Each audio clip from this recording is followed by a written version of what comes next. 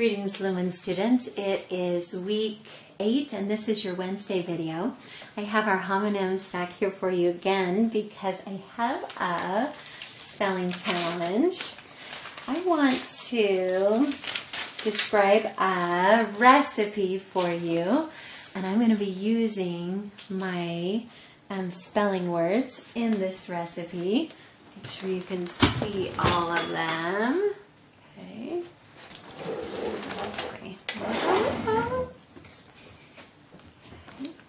So grab a scratch piece of paper. I'm going to have you fill in the blanks. I describe this recipe of making a cream pie. Okay. You ready? And there were just 5 blanks that I need you to fill in. Okay, the first thing you need to do is take a prepared, take your pie crust that you've already prepared, and you need to roll it into a blank. Okay, then you need to roll it out and lay it into the pie tin. You're going to bake it, okay, for a short period of time. And while you're baking it, I need you to take a couple of ingredients. First, you need a box of blank pudding. Need a box of blank pudding. And 1 egg blank, as well as a gallon of milk. Okay. You're going to take those 3 ingredients and blank them together using a mixer. When they're all blended well, you can add them to your pie crust and it's ready to go. Hey students, how did you do? Let me give you those recipe instructions one more time. You can use the non-plural form of some of our spelling words. You maybe noticed that. You don't have to use the S on the end of all of them. Okay, so we're making a cream pie. So first you need to get your prepared pie dough and you need to roll it out into a blank. Set it into the pie crust and just hold it there. Then you're going to mix 3 things together. You need a box of blank pudding, 1 egg blank, and a gallon of milk. Take those 3 ingredients and blank them together with a beater. Get them all mixed up really good, and then pour it into the pie shell, and it's delicious. It's ready to eat. Okay. I would not recommend actually trying that recipe, students, because it would be really nasty and really runny. The pie crust wasn't even baked, so no, it wasn't a real recipe, but I did use my words. Number 1 was easy, ball, B-A-L-L. Got that one right. Number 2 was instant, instant pudding. Have you ever used an instant pudding mix before? I-N-S-T-A-N-T. Instant pudding. Then you're going to mix an egg yolk in it, Y-O-L-K, as well as a gallon of milk, spelled H-A-L-F. Then you're going to add them together, A-D-D. Mix it all up and your recipe is ready to go. Students, have fun practicing with these words this week, and I'm going to continue our language arts studies with our knowledge of pronouns. I have another fun Halloween story to read to you. This is called A Job for Watilda. You would get your scratch piece of paper out. I've got a different challenge for you with this story. Okay. There are several proper nouns in this book, several people that Watilda interacts with. And I want you to tell me if a pronoun is ever substituted for these people or not. Okay? So the first one is Wittilda. Okay, just write her name down. Wittilda is a pronoun ever substituted for Wittilda. The second person that we meet in the story is Aunt Bort. Aunt Bort. Write down Aunt Bort's name, and then you can tell me yes or no. Is a pronoun ever substituted for Aunt Bort? Our next character is Mrs. Hatrack. You can tell me if a pronoun is ever substituted for Mrs. Hatrack. Our next person is Joe Dingaling. Joe Dingaling. So guys, you can be looking for some he pronouns here, obviously. Male pronouns. He, his. Joe Dingaling. Mrs. Pink is our next character. See if any pronoun is substituted for Mrs. Pink. Then Mr. Boney. Is a pronoun ever used in place of Mr. Boney in the story?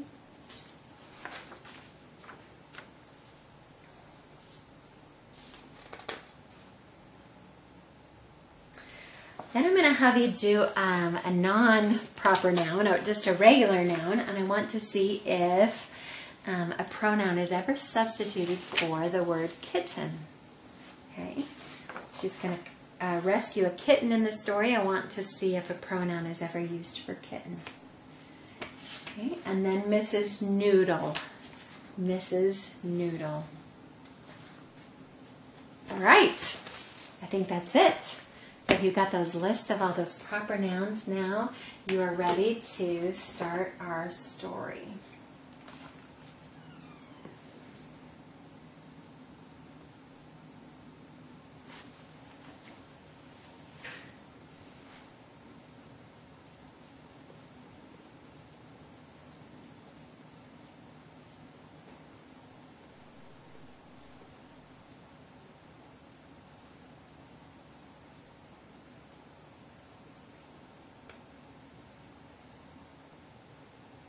I have so many photos on here, it's hard to get back to the right one where I'm ready to start.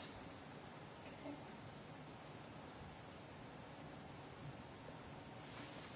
All right, I do occasionally, students, repeat the same illustration so that you can get the text that was on the bottom and on the top. So if you're like, I already saw that picture, it's new text, but I want you to be able to look at the text because that's where you'll be able to identify the pronouns. So next to each proper noun's name, just put yes. For yes, a pronoun was used for them, or no, a pronoun was never substituted for that person. Okay. A Job for Wittilda by Carolyn and Mark Beener. There were cats on the table, cats on the chairs, cats on the sofa, the bookshelves, the stairs. Every half-starved stray found, every unwanted kitten seemed to find its way into Wittilda's heart and kitchen, and Wittilda loved them all. But it was getting hard to feed them. They didn't like batwing stew or roast newt, which was all Wittilda could cook, and the mice had long since disappeared.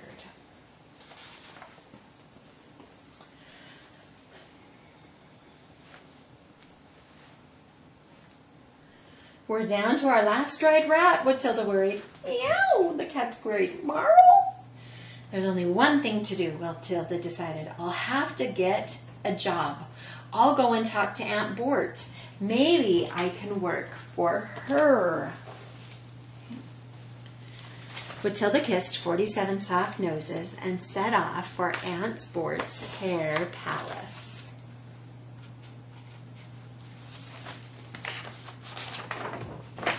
Uh-oh, I haven't been showing the pictures. I'm doing too many things at once. Eventually, Aunt Bort was persuaded to hire Wittilda. So we have our first, we've got Wittilda. So we've been working on Wittilda. Now we're to Aunt Bort. Okay. Eventually, Aunt Bort was persuaded to hire Wittilda. Please comb Mrs. Hatrack's hair, Aunt Bort grunted. Wittilda began to comb. How boring, she thought. I can do better than that. Mrs. Hatrack's hair reminded Matilda of spider threads. She began tying knots here and there, and soon Mrs. Hatrack's hair fanned out in an enormous web. Something's missing, Matilda murmured. Reaching deep in her pocket, she pulled out a small black spider and placed it carefully in the web of hair. Don't move, she cautioned. Mrs. Hatrack and the spider held very still. Matilda sprayed the web with hairspray until it glistened. Beautiful, she exclaimed. Mrs. Hatrack looked up from her magazine.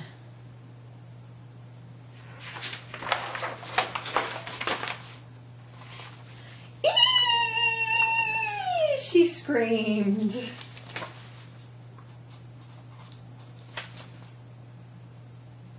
Matilda, Aunt Bort thundered. What have you done? I think it's pretty, Matilda said defensively. You're fired, shouted Aunt Bort. I got fired, she told the cats. That wouldn't be a very cat-like noise. They were very hungry all that day. Matilda searched the job ads in the newspaper. Carpenter, secretary, exterminator. Rats, muttered Matilda. Then her eyes lit up as she read, delivery person. Wanted evenings. Must have own transportation. Apply in person at Ding-a-Ling Pizza. It's perfect, she cackled. Matilda blew 47 kisses, grabbed her broom, and ran out. She skidded to a stop at Ding-a-Ling's and waited nervously with the other applicants. Suddenly, the door burst open. Out came Joe Ding-a-Ling, his arms loaded with boxes. Here you go, barked Joe. 5 pieces each to deliver. The first one back gets the job. Arms and legs flew as everyone grabbed a stack of pizzas and raced away. Matilda mounted her broom and chanted notions and potions, buzzard stew, curdle a girdle with rattlesnake glue, rickety rackety my one green eye, loomity broomity it's time to fly. Matilda shot out into the night. She dipped and swooped through the air to the first house on her list. Mrs. Pink was surprised to get her pizza so soon. Extraordinary, she fluttered, counting out money for the pizza. Matilda whizzed around the block to the Muzzles, down the street to the Zippets, then flew across town to Mr. Boney's. She knocked and knocked. Finally, Mr. Boney came to the door. Thank you, he whispered, dropping the money penny by penny in to Matilda's hands. Matilda danced from foot to foot. At last she was on her way. I'm making great time, she exclaimed. I'm going to win. As she was rising up in the air, Matilda heard a tiny sound. Silently she hovered. Meow. Anxiously, Matilda peered around. A bit of white high in the tree caught her eye. Oh, the poor little thing. Just then, a motorcycle roared around the corner. It was one of the people trying for the job at Ding-a-Ling's. Oh, what shall I do? Matilda agonized. If I stop to help the kitten, someone else will get back to Ding-a-Ling's before me. I'll come later. She began to glide away. Meow. Oh, wait, I'm coming, shouted Matilda. Don't move. Matilda scrambled onto a low branch. Twigs snagged at her clothes and cut in her hair as she crawled upward. Meow. The kitten stared at Matilda with wide, scared eyes. Here, kitty, kitty. Oh, Matilda reached up. Come here, baby. Inch by inch, the kitten eased toward her. As Matilda reached out to grab the kitten, a sudden gust of wind shook the tree. Matilda and the kitten plummeted head over heels to the ground below. Are you all right? Matilda asked. Meow. Then let's go.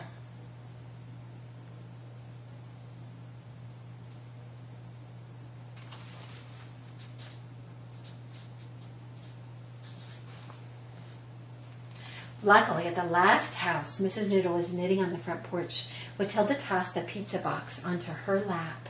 Here's your pizza, she cried, and snatching the money from a dazed Mrs. Noodle, Matilda spun around and headed back to Ding-a-Ling's.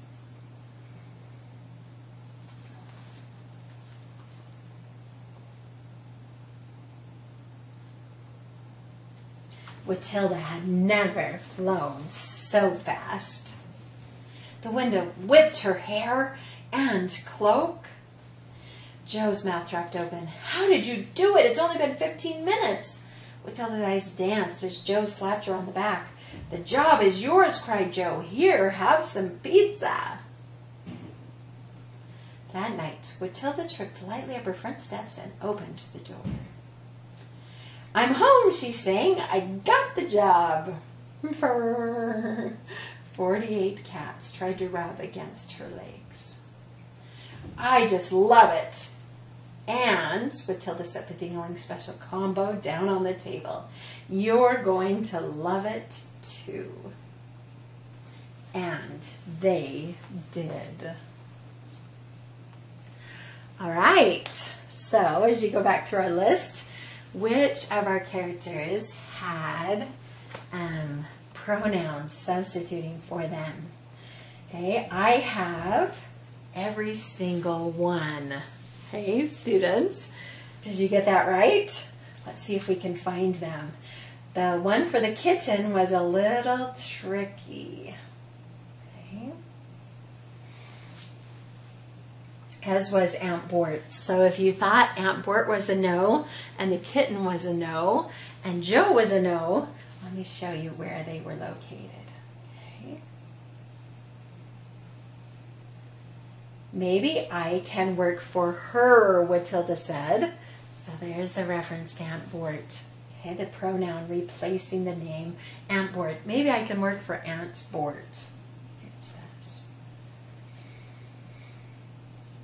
Okay, keep on going. How about Joe? Suddenly the door burst open and out came Joe. His, okay, those are Joe's arms belonging to Joe, were loaded with boxes. Okay. Next, Mrs. Pink was surprised to get her pizza. And the pizza refers to Mrs. Pink. She fluttered. Mr. Boney, he whispered. Right, how about our kitten?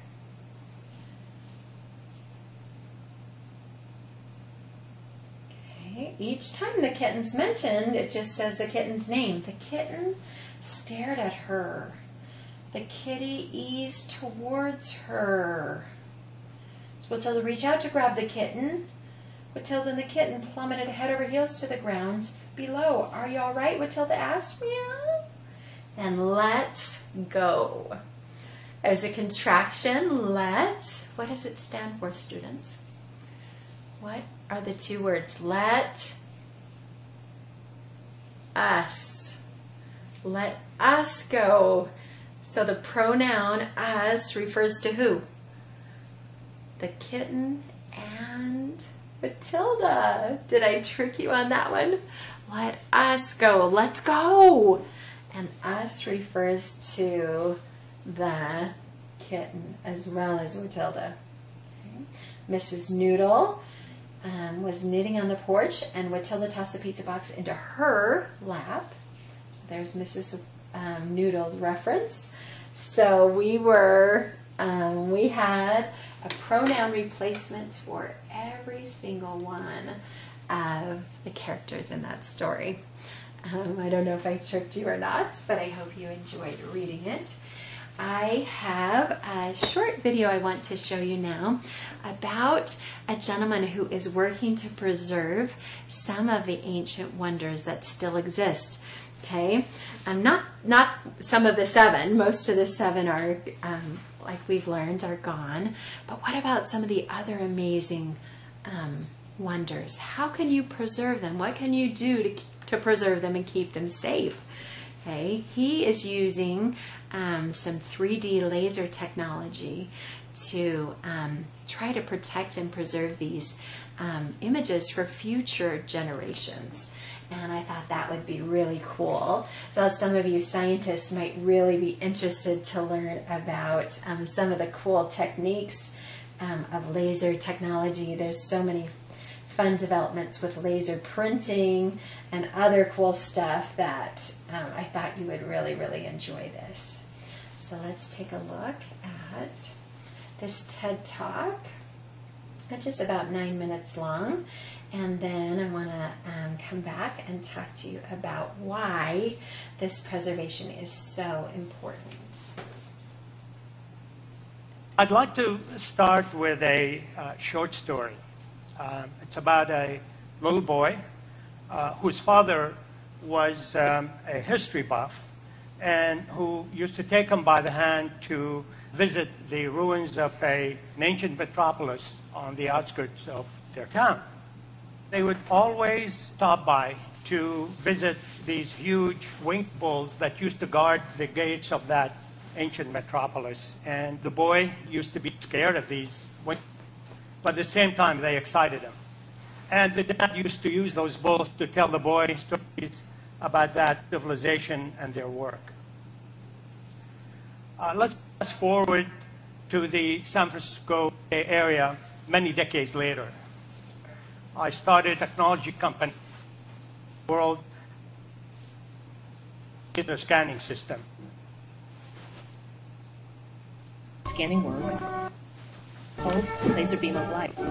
The system measures the beam's time of flight, recording the time it takes for the light to hit a surface and make its return. With 2 mirrors, the scanner calculates the beam's horizontal and vertical angles, giving accurate X, Y, and Z coordinates. The point is then recorded in 3D visualization program.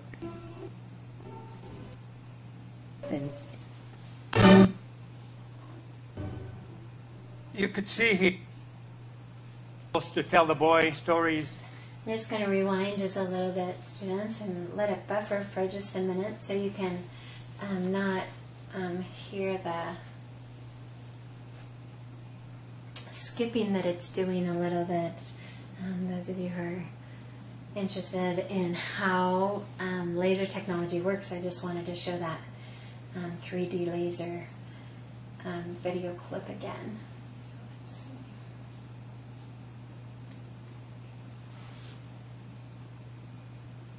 Of an ancient metropolis on the outskirts of their town. They would always stop by huge winged bulls that used to guard the gates of that ancient metropolis. And the boy used to be scared, but at the same time they excited him. And the dad used to tell the boy stories about that civilization and their work. Let's fast forward to the San Francisco Bay Area many decades later, where that brought the world its first 3D laser scanning system. Long-range laser scanning works by sending out a laser beam of light. The system measures the beam's time it takes for the light to hit a surface and its return. With 2 mirrors, the scanner calculates the beam's horizontal and vertical angles, giving accurate X, Y, and Z coordinates. The point is then recorded into a 3D visualization program. All of this happens in seconds. You could see these systems are extremely fast. They collect points at a time with very high accuracy and very high resolution. A survey with traditional survey tools would be hard-pressed to produce maybe 5 in a whole day. He's basically producing something like 10,000 points a second. So, paradigm in the survey and construction as well as in reality capture industry.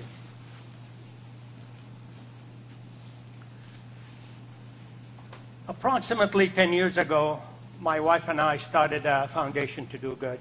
And right about that time, the magnificent Bamyan Buddhas, 180 foot tall in Afghanistan, were blown up. They were gone in an instant. And unfortunately, there was no detailed documentation of these Buddhas. This clearly devastated me, and I couldn't help but wonder about the fate of my old friends, the winged bulls. and the fate of the many, many heritage sites all over the world. Both my wife and I were so touched by this that we decided to expand the mission of our foundation to include digital heritage preservation of world sites. We called the project CyArk, which stands for Cyber Archive. To date, with the help of a global network of partners, we've completed close to 50 projects. Let me show you some of them. Chichen Itza,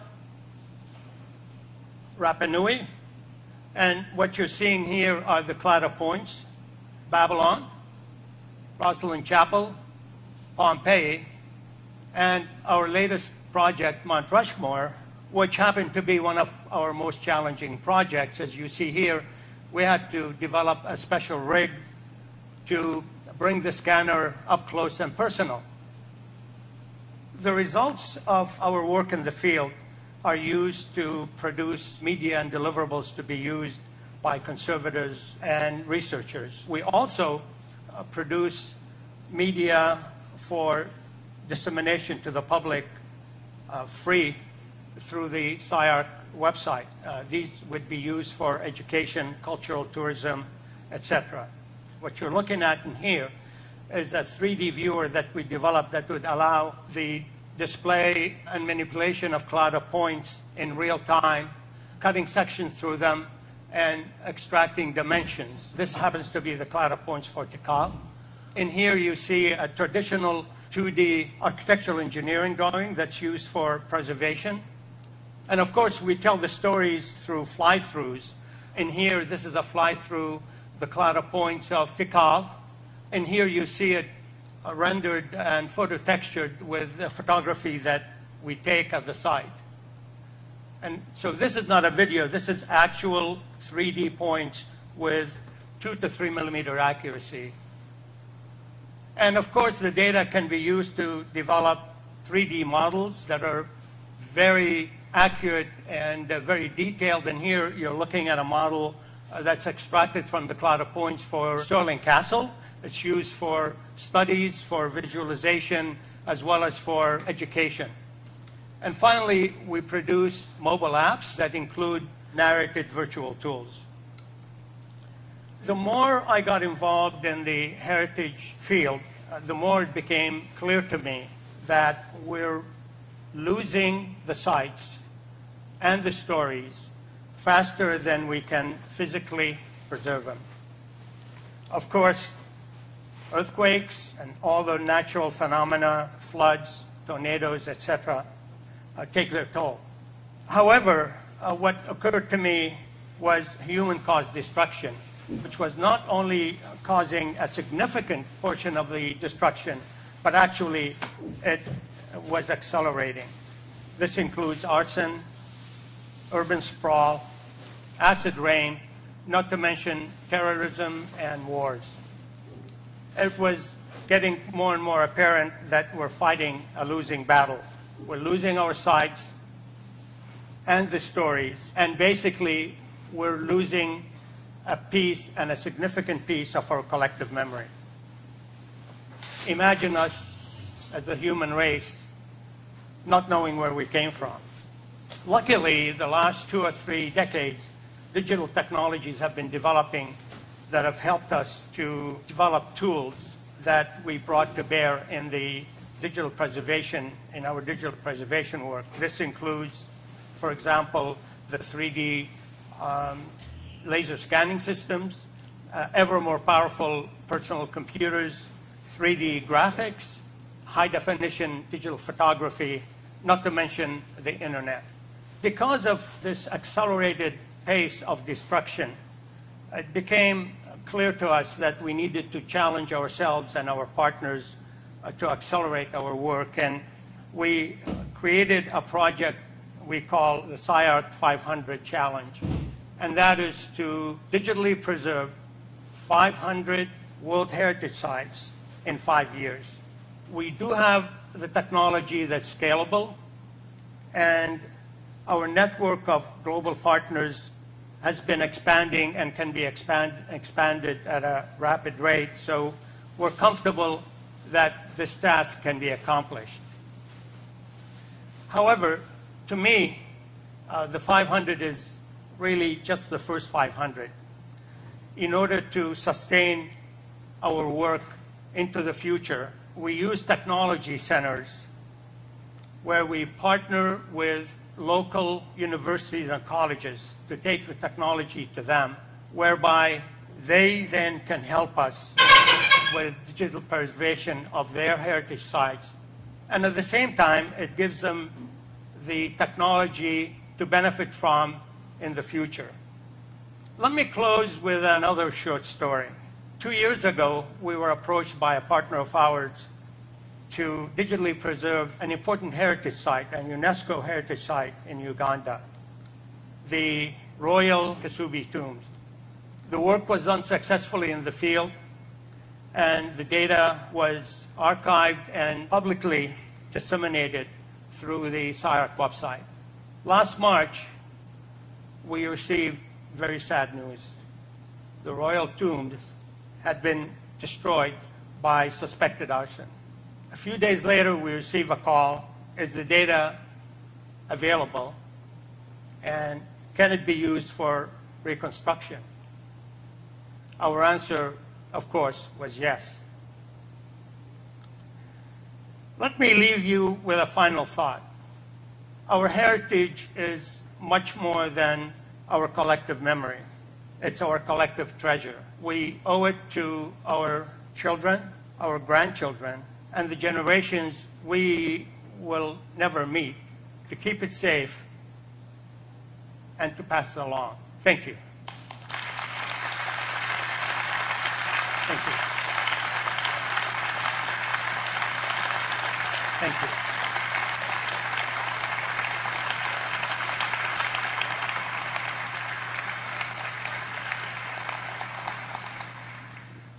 Well, I'm staying here because we wanted to demonstrate to you the power of this technology. And so while I've been speaking, you have been scanned. The two wizards that I have that are behind the curtain will help me bring the results on the screen.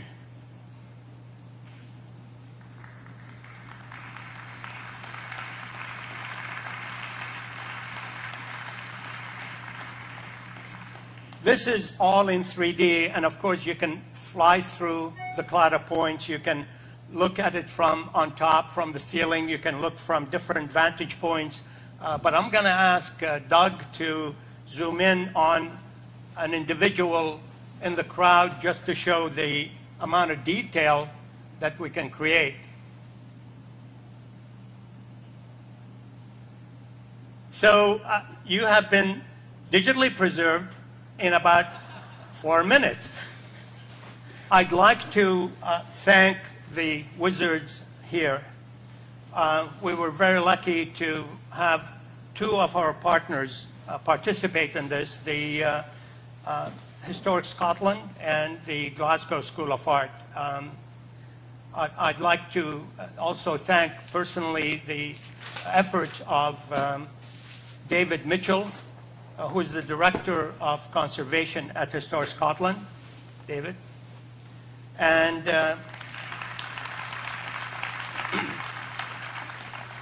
and Doug Pritchard, who is the Head of Visualization at the Glasgow School of Art. Let's give them a hand. Thank you. Pretty cool, right? So these ancient sites are being destroyed by natural phenomenon, but also by human intervention. Like that one was blown up by a bomb. Those Buddhas were destroyed by the Taliban, by terrorist organizations. So that's really scary, and I just want to show you why I think it is so important that we preserve these sites, because this could happen. Oh, hang on, I've got an ad.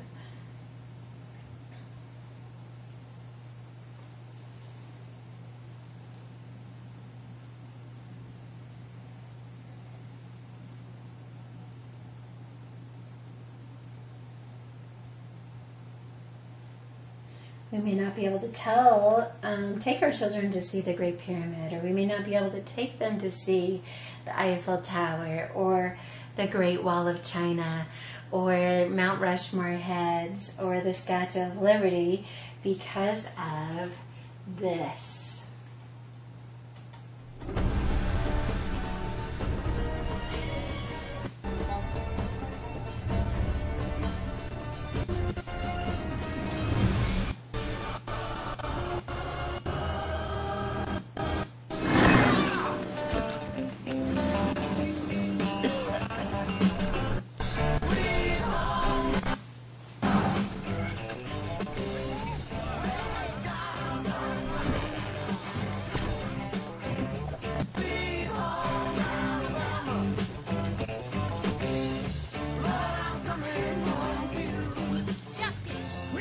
Take my picture. I got the pyramid in my hand.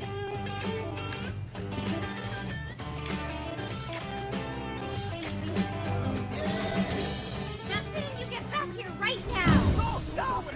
Do not cross the line. No! Wait. Hold on. Easy, little boy. Okay, stop, child. Stop right there.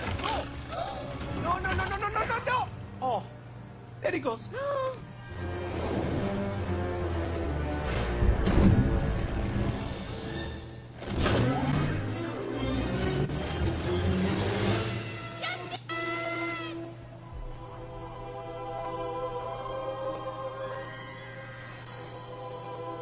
I've got him.